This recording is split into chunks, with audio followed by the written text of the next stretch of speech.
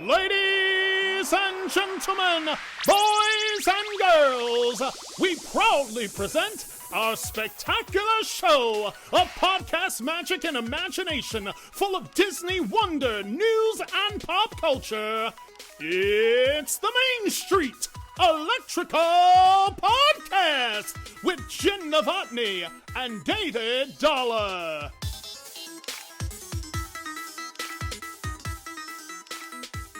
Hey, Jen. Hey, Dave. It's the Main Street Electrical Podcast. Welcome back to the Main Street Electrical Podcast for once again another week of fun and magic and frivolity and just, Jen and I chit-chatting about Disney, which is what I hear that people like the most. I actually had at a conference this weekend, and somebody was like asking me about the podcast, and they asked about the previous iteration of the podcast and everything, and he's like, yeah, I really like the podcast. And I was like, well, I appreciate that. And he goes, the two of you back and forth. He said, it just cracks me up. You just got to go back and forth, and it's just hilarious. And I'm like, I know, right? And she's like, I'm right. She's wrong all the time. That's hilarious, right? And they're like, isn't it amazing? and they're like, no, that's not how that works. No, I'm pretty sure that's not what he said. No, that's not what he said at all. Jen, how did you Disney this week? Oh gosh, well, let me see. This week specifically, I'm going to change it up because although I did work on stuff for our agency retreat, yeah, because that is be that every single time until but December. It literally is like kind of a lot of the main way. I also did prep some stuff for our Disney trip next year in February. Started just looking ahead at some planning with Brady. The Princess Half Marathon trip. Yeah, started like Perfect. looking ahead at flights and looking at because we usually fly in the night before just to get there. Yes. So that will be started fun. making plans there. That will be fun. It'll what's weird though is because I see you probably 3 or 4 times a year, like actually in person. And it's always at Disney. And so I don't know what I would do if I actually saw you in the wild somewhere. I mean, I guess I've seen you in Cancun before because we've all gone there for a trip as a group and stuff. But I don't know if I can't imagine seeing you at a Target or at a random restaurant or, you're getting gas at a Wawa and I pull up and there's Jenn Dave putting Well, that gas would in be interesting as we so. have no Wawas in the north. So. Okay, well, you're getting gas at a 7-Eleven or just whatever. It's just, we Jenn in the 7-Eleven. wild. It's a strange concept to me. It really is. So as I mentioned, I was at a conference this week. It's called The Thing, and it's hosted by Terry Weaver, which we've had him on the podcast before. Shout out to listener Kylene, who found that conference through this podcast. Oh, yay. She found our podcast. She went back and listened to a bunch of episodes, and she was like, I loaded up on you guys. And very nice. She has some great movie theories. She's a Disney movie junkie. And one of her theories is that Kristoff and Elsa should have gotten together instead of Anna. And she kind of walked through it, and she was talking very fast because the part of the conference was about to start. And she was like, and this should have happened, and that should have happened. And I'm like, I'm trying to keep up going, because I talk fast anyway. So if you're talking faster, for me to struggle to keep up, man, you're just going. But she had some great theories and everything. And I told her, I was like, maybe we should have to get you on the show and talk about some of these theories. Because seriously, she goes, Frozen 2 is actually Frozen 3. Frozen 2 actually happened in between. I know, very weird, but she explained it, and it actually totally made sense because she talked about how it was Anna's movie I could see Elsa's movie, and so okay. Yeah, very interesting. Right. So anyway, I was at a conference this week, and which we'll talk about in a few minutes. I got to do a VIP tour, which was fun. But also, which we'll get to that, but also I spent a day in Epcot by myself on Monday, which was kind of fun.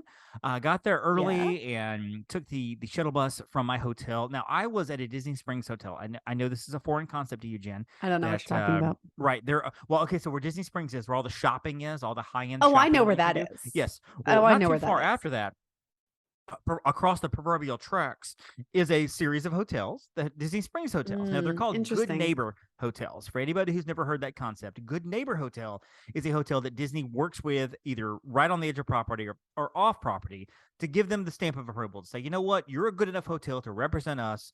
We can sell packages through your hotel. Now, Good Neighbor Hotels, as travel agents, we can't book that hotel nightly, like by itself. We have to have it as a package. But we can do those, for people who are like, well, we can, but it's not as a package though. Right. Exactly. But I mean, like with Jen, let's just say that she wants to go down next weekend and everything is full. She can't, no matter how much she flaps that gorgeous hair and flips those eyes, she cannot get into Grand Floridian. And her only option is like the La Quinta and Kissimmee. If it's a Good Neighbor hotel, she could probably, go out there. I'm just kidding. She would never do that. But I was at the Lake Buena Vista Wyndham Hotel, the Wyndham Lake Buena Vista Hotel. It's Oh, yeah, right there by Disney Springs. We were a 5-minute walk from Disney Springs. You walk out the hotel, down the hill, up over a bridge, down the stairs, and you're at Disney Springs. I mean, it's right there, which was pretty impressive. The hotel itself, it was nice in terms of it was very clean. The staff was courteous. They had a little market there. They had a little coffee bar. They did coffees and pastries, and everything's obviously overly expensive. The conference was held there as well, so it was nice to be in your room and then shower up and everything. An hour later, you're walking to the conference room. So it's a big conference hall there. The rooms themselves are a little dated. So as an agent, if a family came to me and said, "Hey, we're looking at Lake Buena Vista Hotel," I probably would not suggest it for families. If you're a couple of guys in your 20s, if you're a couple of girls in your 20s, you're a young couple, whatever, even an older couple or something, this is not a bad deal. They are full-size beds. There's no desk area or anything to work on whatsoever. It's just 2 full-size beds. The rooms are kind of small. Again, comfortable, clean, very courteous staff. We called down for towels. They immediately got us there. We had 3 people in our room, which the room holds 4, and they were double beds. There was 3 guys. So one of the guys was like, "You know what? I'll take the floor." And the other 2 guys were like, "Yeah, that's a good idea. Why don't you do that? That's fine. That's fine." To be fair, by the other 2 guys, you were one of the guys. I was, but to be fair, we did offer to rotate. We did say, "Hey, why don't we all take a night on the floor?" And our guy John, actually, is who it was. He's from the Travel Tips Tuesday podcast. Oh, He's been on our yeah. show before, past and Hi, future John. guest. Hi, John. So he basically built himself a nest on the floor with a bunch of pillows and blankets and stuff, like a little cozy cubby hole on the floor. But again, it was comfortable. I didn't mind my stay there at all. The Disney Springs aspect was so nice. It was just right there. It was so great. But I would not recommend this for families at all because it's just too small. I mean, you put a family, a mom and dad in there and 3 kids, 2 kids, whatever. It's just, it's not big enough. It's not, Having said that, if you go into the bigger rooms, like the suites and stuff on the tower, that's obviously more money. And if you're going to do that, then just stay at All-Star Movies. Just stay at All-Star Music. I'm not going to say sports because they're not done yet. When they get refurbished, I'll say sports, but they're not done refurbing yet. So, I know you didn't understand anything of what I just said. That last sentence. I didn't. So. Yeah, I didn't. But thank you. So let's talk a little news. All righty, Jen. The Mickey's Very Merry Christmas Party has, in fact, kicked off. It's kicked off November 8th on a sold-out night. And let me go ahead and tell you that the 8th, 10th, 11th, 14th, 15th, 17th, 18th, 20th, 22nd, 27th, all sold out. The first however many events that is, the 9 or 10 events, all sold out. Open right now is November 29th and December 1st. The 2nd, 4th, 6th, and 8th, all sold out. Open again, 9th, 11th, 13th, 15th, and 16th. The last 3 nights, also sold out, 18th, 20th, 22nd. So these parties are selling out. And it, again, is one of those things where Disney throws the prices out there, and people are like, "Oh my gosh, the prices are so expensive. This is ridiculous." Guess what? They sell out. So Disney has no inclination to lower their prices because they're like... Because they sell out. So, like, why would they... Hey, Bob, why don't we jack the price up by $10-$20 next year? Bob's like, "Okay." Did they sell out this year? They did. All right, let's make some more money next year. And so it's going to keep happening. I mean, it will. It will. Now, I haven't been to this one. We're going to this on the 2nd as a group, which we're real excited about. A sold out event, by the way. Some of the things you can expect at the Mickey's Very Merry Christmas Party. They've got all kinds of fun treats and stuff. You're going to find treats like the Once Upon a Christmas Tart with chocolate and cranberry tart with Mickey ears. You'll find the holiday dinner dog over at Casey's. The sugar plum shake. With the anti-gravities, the galactic goodies. That's the spiced sugar plum soft serve. Interesting. Topped with cherry syrup, whipped cream, and sprinkles. Christmas tree cakes. I'm pretty sure these are not Little Debbie cakes because these are red velvet brownie cheesecakes with eggnog, buttercream, and spiced caramel. Right? Oh, wow. Wow. And they have a Christmas wreath donut. You'll have some of that. Obviously, there is a holiday print ornament you can get. You can pick up your complimentary holiday ornament on Market Street. If you go over now to the character greetings, you're gonna find characters all over the place with their holiday garb and their holiday regalia going on there. You'll find I'm trying to see what else here. Different events will be happening. Your Mickey's Christmas Time Parade, the Mickey's Most Merriest Celebration. Mickey and Mouse and his pals invite their friends over for a Christmas party filled with holiday music and seasonal festivities and fun. So there's that. The Minnie's Wonderful Christmas Time Fireworks, the Mickey's Once Upon a Christmas Parade, Totally Tomorrowland Christmas, Club Tinsel, Dance the Night Away with Holiday Woo! Friends, happening 7 to 12. So apparently at Cosmic Craze, it is just a magical rave going on all night. And then, of course, at Storybook Circus, the Storybook Circus at Disney Junior Jingle Jam. Now, if this were Animal Kingdom, you'd say, or Hollywood Studios, you say Jingle Jam, but this is just the Jingle Jam at the Magic Kingdom. So that's all happening. Buzz and Jesse and Woody are all back at the Hollywood Studios Toy Story Land, which is nice. I saw Jesse rolling through the park a couple of days ago, and she was like, "Hi, friends," and everything. And so that's all good as well. And finally, a little last bit of news here. We lost a legend, another legend. Yes. Jen, it's another indication that, our legends are departing this earth. Prominent Disney legend Alice Davis passed away on November 4th at the age of 93, married to fellow Disney alumni Mark Davis. Jen, do you know what Mark Davis is really famous for? You mean other than Pirates of the Caribbean? And Haunted Mansion. Haunted Mansion. Very good. Yes, that's the one that comes to mind immediately. It's Haunted Mansion. What's funny is I always think of Exitensio with Haunted Mansion. Really? Well, that was Mark Davis and Claude Coates. Claude Coates, but or the Disney World Haunted Mansion anyway. Yeah, I'm trying to think if Exitensio had something to do with. I know the Claude Coates was the other big one, but Mark Davis had something to do with Pirates too, and it has to do with the chess pieces toward the end. Now, see, that's Haunted Mansion.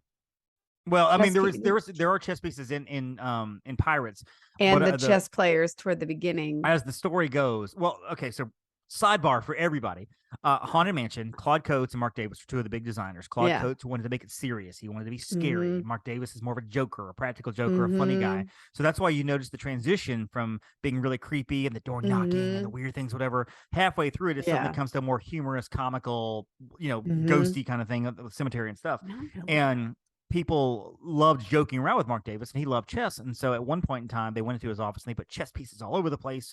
And Mark Davis comes in, sees the chess pieces, and is like, "This looks really cool," and begins to work on putting chess type pieces on the Haunted Mansion model, which is why I have some of that on there. So yes. And Exitensio did the music. Okay. So that's writing scripts and song lyrics, including Pirates and Haunted Mansion. But for some reason, Exitensio, because of the grim grinning ghosts. Gotcha. Very cool. That's why I think about that. Very good. So, but we were talking about Alice Davis, not necessarily Mark or Exitensio. Let's go back to Alice. Yes, she was married to Mark, but she was also a Disney great as well. She had a highly respected career in design.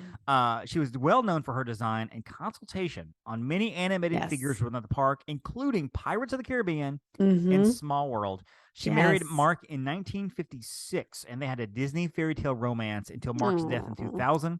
She consulted for the company all the way through. She was a frequent face at Disneyland events. She would show up randomly at Disneyland stuff.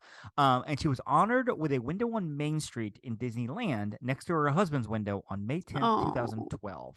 The Disneyana Fan Club Disney Legend Award given to Davis in 1997. 7 years later, she was actually given an official Disney Legend status. Okay. So that's it. So yeah, so Alice Davis will be missed. One of the great talents, of course, at Disneyland.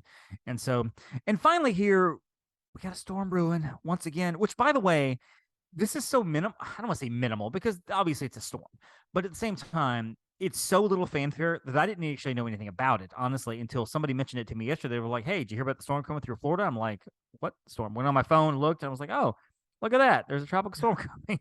Well, it started brewing at the end of last week. I saw it starting to brew, and I was like, but I mean, at that point, you don't know what it's. Yeah. It could fizzle out. It could go wherever. And then when they finally just, starting, I want to say like Monday, they're like, okay, yeah, this is going to be a Florida East Coast storm, and it's tropical storm, so it's not. I mean, every storm is major, but it's not considered major. This is not like Ian. This is not like a category, Right. That was a category 4 when it hit, almost 5. Oh yeah, actually. Yeah, this is like a category. It's not even a 1. I think a lot of rain. They're saying it might hit like a low 1 status, and then. Not fizzle, but it's the main thing is it's going to bring in a lot of rain. You're going to get a lot of rain through this, and so a couple of inches, depending on where you are.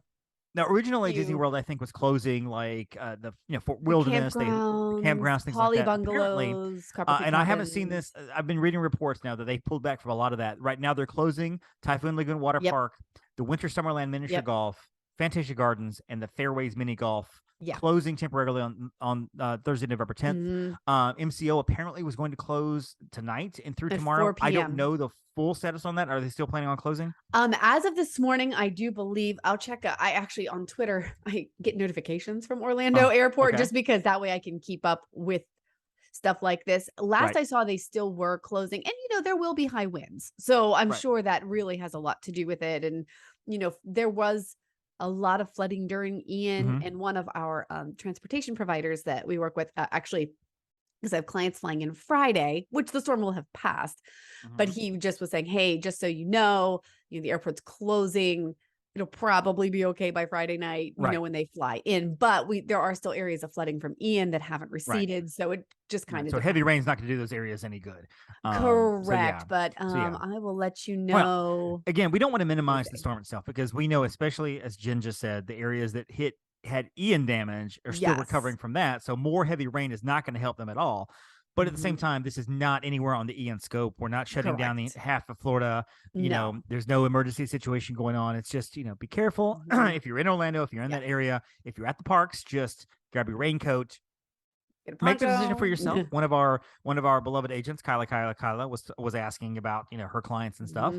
And one of the things I think we were discussing was that you have to leave it. We leave it to you guys. If it's going to rain really heavily, it's you. It's up to you. Do you want to go to the park in the rain? It might be the best day ever. I've done it.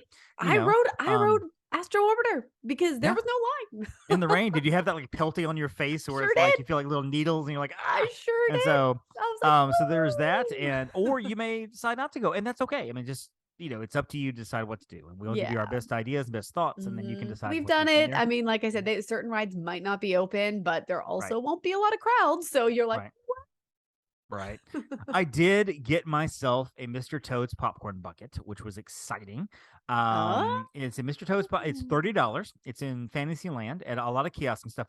So this is Disney's answer to all the hoarders, which we've seen pictures. If you're on Twitter or on Instagram, you'll see pictures of this. Mostly people complaining about this, where you'll see people holding these big bags of stuff that get purchased, and so then they go to eBay and you look on eBay immediately and be like, oh look, that Funko Pop that was $19 at Disney World is now $75 on eBay. So Disney has said, well, guess what? You get to do mobile orders. You have to do mobile orders. You cannot just walk up and purchase, and you can only do 2 per day. That's it, just 2. So I got my 2. I gave 1 to somebody else who needed it, and so it also comes with a little bag of popcorn, and you can take it over to Storybook Circus, display it, and you will get a little Mr. Toad's dome cake. I failed to do that because I ran out of time. I didn't get over there because Storybook Circus did not open until 10, or Big Top Souvenirs did not open until 10 o'clock. Yeah. So I got over there for that, and then got my popcorn bucket and everything, and walked around with my popcorn bucket all day as I did my VIP tour, which is a good transition to what we're going to do. We're going to talk about real quick. Yes. I got to do my very first VIP tour on Thursday. Now, I have never done one before, mostly because for me, it's cost prohibitive. Jen, I know that you have done them before, 1 or 2. Tell me a little bit about your experience. Like, when did you do it? How long ago was it? Was it big group, small group? So the very first time I did it, and it was part of a fam trip, actually, just kind of, I got to do a very shortened version, just like a couple of hours. And it was, so Brady and I had our own guide. It was awesome. Right. And we have used him almost every time. Was it just the 2 of you, or was it just 2 of you in a group? Oh, no, just the 2 of us. Nice. Again, it was part of a very specialized thing that we were doing. And then the next time we did it, oh gosh, was during COVID. We were like, we're just gonna do a VIP tour, whatever. Nice. So we did a VIP tour. Actually, that was the 3rd time we did it. The 2nd time we did it, it was the opening of Galaxy's Edge, and I got together 20 people. We got 2 tour guides, so everybody paid. It can be it can be cost prohibitive if you're paying for the whole thing yourself. But if you have 20 people doing the tour and everybody's paying the per person rate, so it was just a bunch of people who were friends, knew each other, and we're like, we want to see Galaxy's Edge, but we're going to park hop, we're going to do all this stuff. And it was a really good time. We did 3 parks. We we did the full tour, and then we added on, I think, an extra 45 minutes just to like finish up the last couple of things. And it was a really good time. We started super early in the morning because Nice. Edge, Nice. Nice. So we had a group of 20. There was, again, part of this conference and part of the level of ticket that I had. And I was able to go on this VIP tour with the group, and there were 20 of us. We had 2 tour guides, like you mentioned, Sam and Megan, I think her name was. Both very great, very fun. Yeah. Now, with the VIP tour, basically, it is a group that you're in up to anywhere from 1 to 10 people.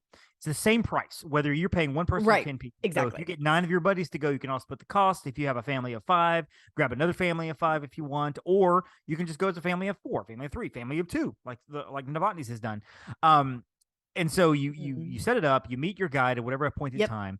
It's a minimum of anywhere from 6 to 7 hours, I believe. 7-hour minimum. 7-hour minimum. 7-hour minimum, and it is a cost per hour. Okay, so the costs start at, in your slower times of the year, anywhere from, hold on to your seats, folks, I'm being serious about this, anywhere from $400 to $500 an hour, all the way up to $700 to $800. 425, I believe, is the minimum, unless they've raised it. And then 725 currently is the last maximum I heard per hour. Yeah, so if you do 7 hours, you're looking at about $3,000 at $425 each. If you what 725 times 7 is 7 hours, you're looking at about $5,100 total. And now, of course, subject to change. Yes, subject to change. Exactly. And do not include gratuity. Not gratuity. Yeah, and you want to tip your guides really well, because your guides are basically they're at your disposal. Yep. They are your guides for whatever you want to do, for the most part. You structure your day, you set up whatever appointed time you want to start it. Now, we started ours at 1 o'clock, and when all the okay. So you have started early, which means you're done by mid-afternoon. And starting early also gets you on a lot of things quickly, because here's what I missed. I was on the belief that it basically was a front of the line kind of thing. Like, it took you to the front of the line. It does not. It puts you into the lightning lane. So if that lightning lane is very small, then you get right on in. Right. If the lightning lane is long, then you have to wait. We did Rise of the Resistance and Guardians both mid to late afternoon, one after the other. And both lines were about probably 20 to 30 minutes long in the lightning lane. So that was an hour or more just for 2 attractions. Now, we were able to do Kilimanjaro Safari in the morning. We got on, or right at the very beginning, we got on that. We got in the line, and we probably were off of it in 30 minutes, because the ride itself is 20 minutes. So I was going to say, it's a long ride. Fast. Millennium Falcon, Slinky Dog, we got in the line pretty fast and got out pretty fast. So that was not a problem at all. Some of the longer rides, like your Seven Dwarfs Mine Train, your Rise of the Resistance, your Guardians, are going to have longer lines. So just anticipate that. Now, we did all 4 parks. And again, with 20 people, and you're going to testify to this, Jen, 20 people, it is harder to herd 20 people than it is 2 people. 100%. You're going to move so much faster with 2 or 4 or 6 than you will with 20, because we have shuttle vans, and they provide shuttle vans to take you. Yes, they do. And so, we had one of our girls in a scooter as well. So that took a little bit of time to load and unload and everything. Yeah, you gotta. So we started out with, going to Animal Kingdom, and they took us backstage. They dropped us off right there, and we went to a gate where, if you walk into the safari, look over to the left, there's a big wooden gate there. We came in through that gate, went directly into the line. There we are. We left through that area as well, because we had to get back to our vans. And then from there, we went over to Hollywood Studios. We parked behind the scenes, behind Tower of Terror. We slipped in right there, one of those behind doors, and we basically came up through the McQueen Racing Academy. Yes. Into that's where we've usually entered. We did that. We did Rise. We did Falcon. We did Slinky Dog. I think we were trying to do Mickey Minnie, but we just ran out of time. We hopped back in, went to the back of Guardians backstage. I will tell you that it's deceptive when you're just walking up to Guardians and everything. That building is massive. It's ginormous. Like, it is so freaking big. It is a massive structure. As we walk, we're walking, like, basically we parked at the end of the building. We're having to walk the length of this building down a sidewalk to get onto stage, or to get onto the front of the ride. It's just, you look up and it's like huge. Now, they ask you, don't take pictures, don't take videos. You're backstage. And we all honored that. And I know there are people that won't. And, I think somebody in our group was like, I want to take a picture. We're like, don't do that. Just don't do it. Don't do it. Don't do it. Honor the request. Exactly. They will compensate your camera, and we don't want to leave a bad taste in it. Yeah. And, but it's good it's cool to see, like, if you're in there, it's just kind of like, even in Epcot, it's deceptive how close the countries are if you're backstage. That is like, that blew my mind. I was like, what?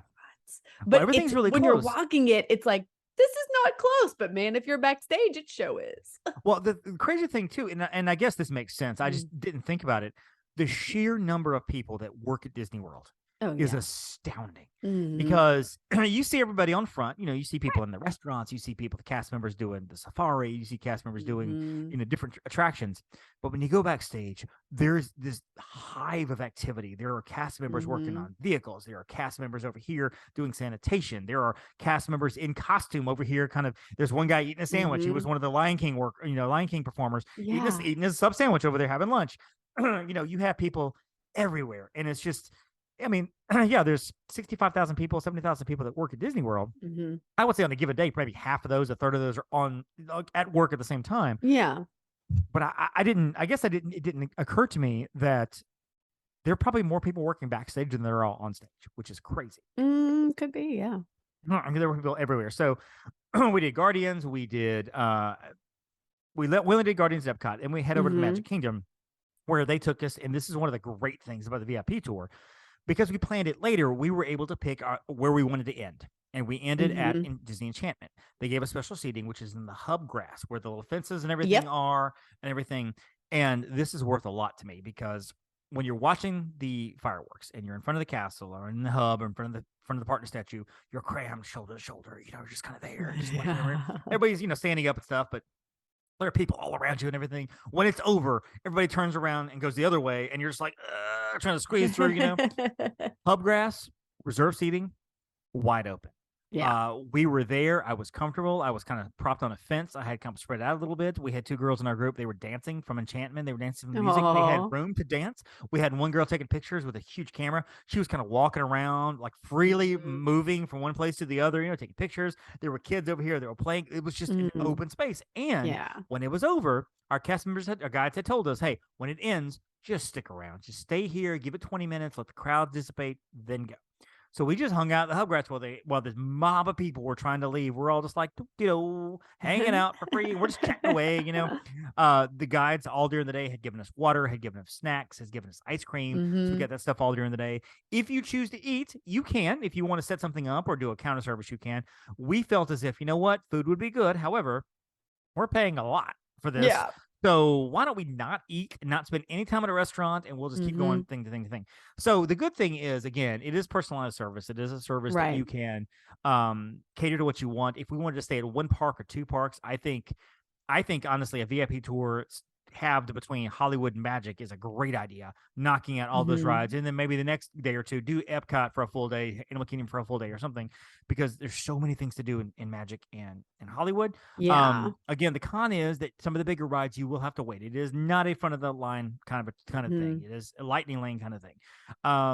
But yeah, because we were able to get on the Guardians. My guess is you can get on pretty much anything now. And you may know this, Jen. When Tron opens, is that going to be something that will be on the VIP tour, or is there like a window of time where it's not? And then that's a good question. So they could always change it. I will say in the past, and the rumor was, so I'm going back to Rise of the Resistance right now.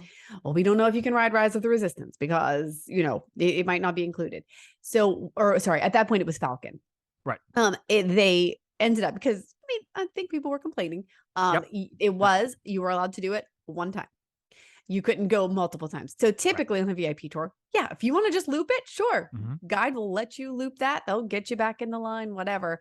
That said, it was the same thing for Guardians, where yes, you could go on it one time. I don't know if they limited it for you guys or if you even tried to do it multiple times, but usually like if you're doing an opening day experience, because you want to make sure you get on it, they do limit it to one time. But I've never seen them fully exclude it. They've talked about it, but yeah. So my feeling for Tron is that it will be included one time. And then eventually, as it, you don't want to say loses its luster, but as the newness wears off, it would, kind of go to the status of the other rides once it's been around a bit.